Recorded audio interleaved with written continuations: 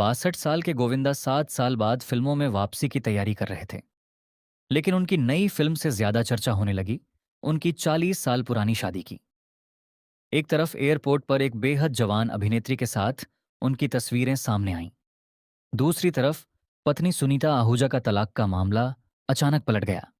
लेकिन सबसे बड़ा सवाल यह है, आखिर जिस पत्नी ने पति के खिलाफ कोर्ट का दरवाजा खटखटाया था, उसी ने अचानक अपना तलाक का केस वापस क्यों ले लिया? और क्या इस पूरे मामले के पीछे सिर्फ एक रिश्ता नहीं, बल्कि 200 करोड़ रुपए की संपत्ति का सवाल भी छिपा है? लेकिन सुनीता ने तलाक वापस लेने की जो वजह बताई, वह इस पूरी कहानी को एक बिल्कुल अलग दिशा में ले जाती है।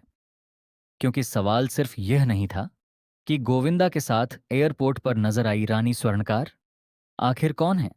सवाल यह भी था कि आखिर उनकी मौजूदगी से सुनीता इतनी नाराज क्यों हुई। क्या मामला सिर्फ एक फिल्म की शूटिंग और प्रमोशन तक सीमित था, या फिर इस कहानी की शुरुआत उस एयरपोर्ट वीडियो से भी बहुत पहले हो चुकी थी? और अगर सुनीता ने सच में अपने पति से अलग होने का फैसला किया था, तो फिर 19 अगस्त 2026 को बांद्रा फैमिली कोर्ट पहुंचकर उन्होंने अपना तलाक का केस वापस लेने का फैसला क्यों किया? आखिर ऐसा क्या हुआ कि 2 साल पुराना तलाक का मामला अचानक पलट गया? और फिर राखी सावंत के उस फोन कॉल में सुनीता ने जो बात कही, उसने इस पूरे विवाद को सीधे करोड़ों की संपत्ति से जोड़ दिया। लेकिन कहानी का एक और पक्ष अभी सामने आना बाकी था। रानी स्वर्णकार खुद इस पूरे विवाद पर क्या कहती हैं? और सबसे आखिर में सवाल उस शख्स पर आकर टिकता है जिसके नाम पर यह पूरा विवाद खड़ा हुआ। गोविंदा आखिर खुद क्या कहते हैं? लेकिन इस पूरे विवाद को समझने के लिए हमें उस एयरपोर्ट वीडियो से भी थोड़ा पीछे जाना होगा।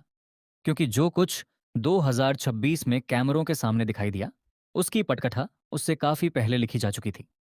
5 दिसंबर 2024 को सुनीता आहूजा ने हिंदू मैरिज एक्ट के तहत गोविंदा पर व्यभिचार यानी एडल्ट्री, क्रुएल्टी और उन्हें छोड़ देने का आरोप लगाते हुए तलाक की अर्जी दाखिल की थी। यानी जिस रिश्ते को दुनिया 40 साल पुराना और मजबूत मानती थी, उसके भीतर तनाव की कहानी पहले ही अदालत तक पहुंच चुकी थी। लेकिन करीब 2 साल बाद 19 अगस्त 2026 को सुनीता अपने बेटे यशवर्धन के साथ बांद्रा फैमिली कोर्ट के बाहर नजर आईं।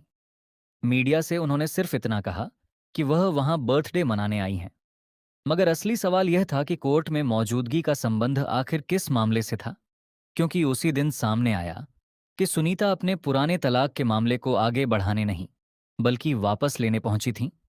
और यहीं से कहानी फिर एक ऐसे मोड़ पर पहुंचती है जहां सबसे बड़ा सवाल खड़ा होता है। जिस रिश्ते को खत्म करने की कानूनी प्रक्रिया शुरू की गई थी, उसी मामले से अचानक पीछे हटने की जरूरत क्यों पड़ी? लेकिन इस कहानी का असली दर्द सिर्फ अदालत की तारीखों में छिपा नहीं था। इसके पीछे एक ऐसा डर था जिसने सुनीता के फैसले को पूरी तरह बदल देने का दावा किया।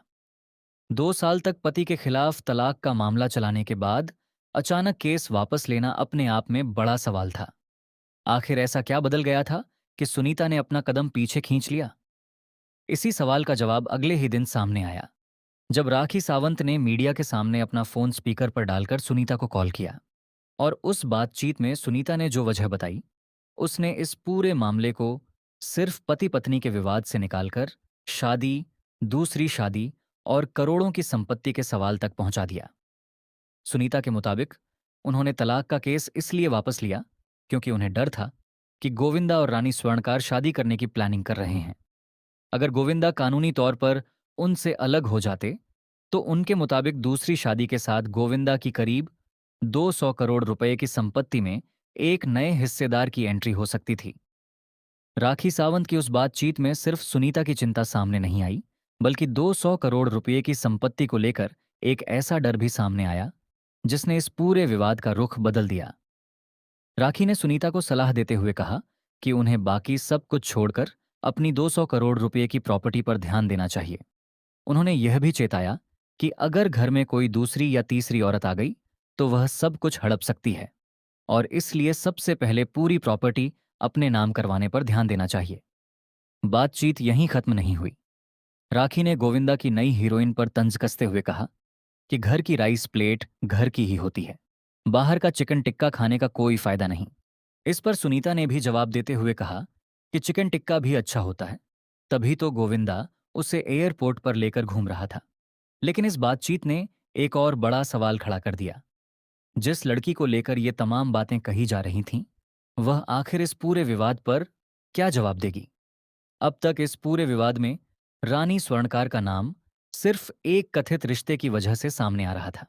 लेकिन जब लगातार उन पर सवाल उठने लगे, तो उन्होंने खुद सामने आकर अपनी बात रखने का फैसला किया। रानी ने सोशल मीडिया पर एक वीडियो जारी करते हुए साफ किया कि उनका नाम कोमल नहीं, बल्कि रानी स्वर्णकार है, और फिल्म इंडस्ट्री में लोग उन्हें इसी नाम से जानते हैं। उन्होंने उन दावों को भी गलत बताया कि गोविंदा कोई फिल्म नहीं बना रहे हैं। रानी ने कहा कि वह कोई एरी गैरी लड़की नहीं है, बल्कि सुपरस्टार गोविंदा की फिल्म रूपा की असली लीड हीरोइन है।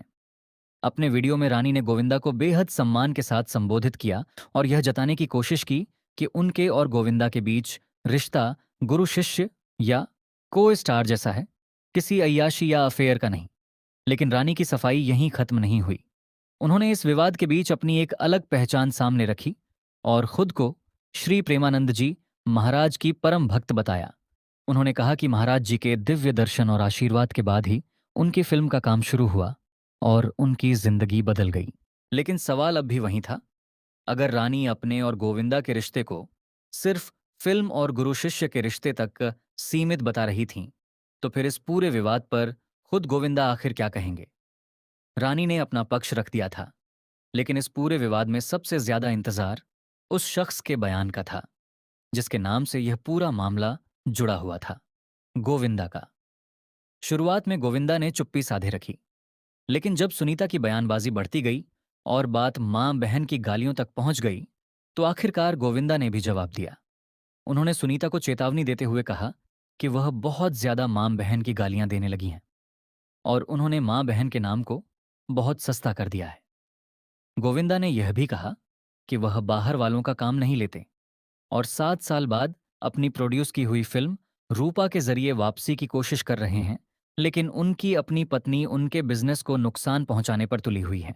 उन्होंने यह भी आरोप लगाया कि जब सुनीता को अपने काम के लिए उनकी जरूरत होती है, चाहे फूड शो हो या कंगना रनौत का लॉकअप दो, तब वह अपनी बेटी टीना के जरिए उन्हें बुलाती हैं और उनके नाम का इस्तेमाल करती हैं। लेकिन जब गोविंदा खुद कुछ करना चाहते हैं, तो विवाद खड़ा हो जाता है। गोविंदा ने रानी का बचाव करते हुए यह भी कहा कि गरीब परिवारों से संघर्ष करके आने वाले कलाकारों को इस तरह जलील करना सुनीता जैसी बड़ी महिला को शोभा नहीं देता। लेकिन गोविंदा की इस नाराजगी को समझने के लिए उनकी उस फिल्म पर लौटना जरूरी है जिसके साथ यह पूरा विवाद जुड़ा हुआ है, रूपा। 14 जुलाई 2026 को जब गोविंदा ने अपनी कमबैक फिल्म रूपा का ऐलान किया था, तो यह उनके लिए सिर्फ एक फिल्म नहीं थी। यह 7 साल बाद बड़े पर्दे पर वापसी की कोशिश थी। उन्होंने बताया था कि 40 साल के करियर में यह उनकी पहली नायिका प्रधान फिल्म है। इसी ऐलान के दौरान गोविंदा ने अपने अंधविश्वास के बारे में भी बताया। उनके लिए 14 नंबर बेहद खास है। उन्होंने कहा कि 14 साल की उम्र में उन्होंने इस नंबर पर विश्वास करना शुरू किया। एक हफ्ते में 14 फिल्में साइन की, 14 साल तक सुपरस्टारडम का दौर देखा और 14वीं लोकसभा के सांसद भी रहे। इसके बाद उन्होंने पिछले 14 साल के संघर्ष का भी जिक्र किया। अब 62 साल की उम्र में गोविंदा इसी उम्मीद के साथ रूपा के जरिए अपनी किस्मत दोबारा बदलने की कोशिश कर रहे थे। लेकिन इसी कमबैक के बीच रानी स्वर्णकार को लेकर शुरू हुआ विवाद उनकी मुश्किलें और बढ़ाता नजर आया।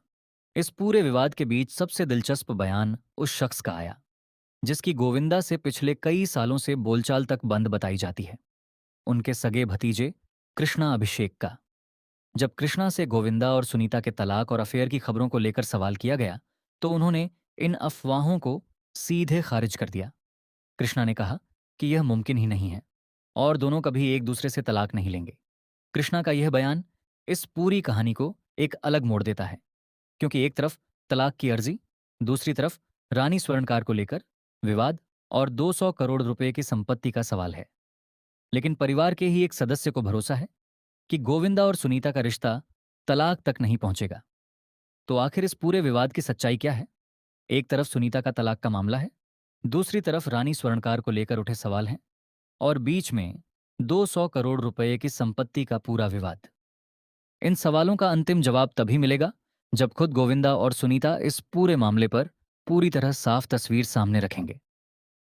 तो आपको क्या लगता है, ये पूरा मामला सिर्फ एक फिल्म के प्रमोशन और पारिवारिक विवाद तक सीमित है, या इसके पीछे कहानी कुछ और भी है? अपनी राय कमेंट में ज़रूर बताइए।